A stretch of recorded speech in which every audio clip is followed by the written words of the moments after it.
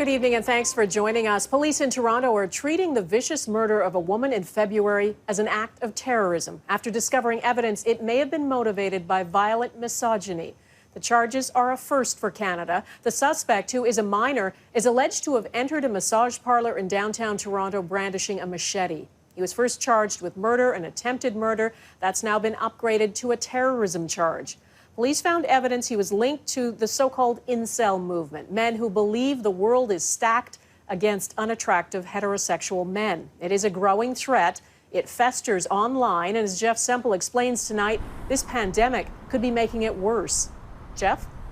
Donna, the 17-year-old allegedly stormed into this massage parlor and went on a stabbing spree. His victims chosen because of their gender.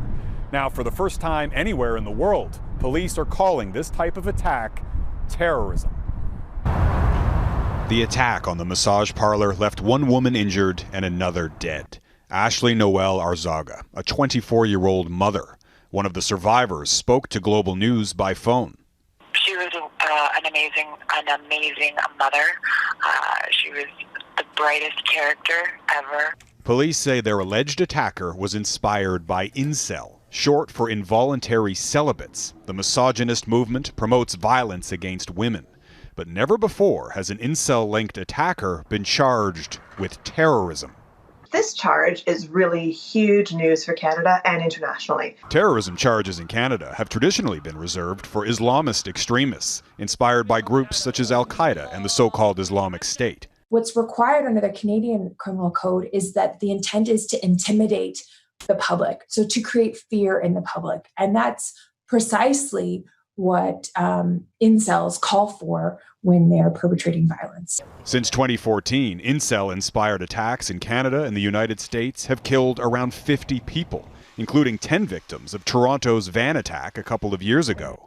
That attacker explicitly told police he'd been radicalized online by incels. I felt it was time to take action and not just... He was charged with 10 counts of first-degree murder, but not terrorism. Traditionally, we have treated the far right either as a regular crime problem, so which is to say if it's an assault, it's charged as an assault, or if it's a murder or attempted murder, it's charged as such, or as hate speech. So why the sudden change in tactic?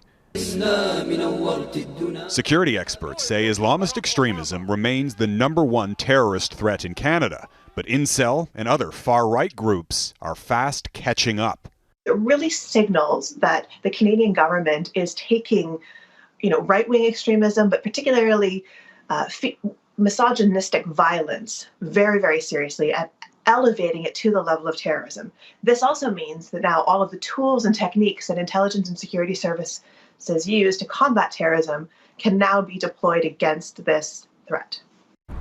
Another reason why prosecutors have proved reluctant to charge with terrorism is because it's unlikely to make much of a difference when it comes to sentencing. The 17-year-old in this case is already charged with first-degree murder, and as a young offender, he faces a maximum sentence of 6 years in prison.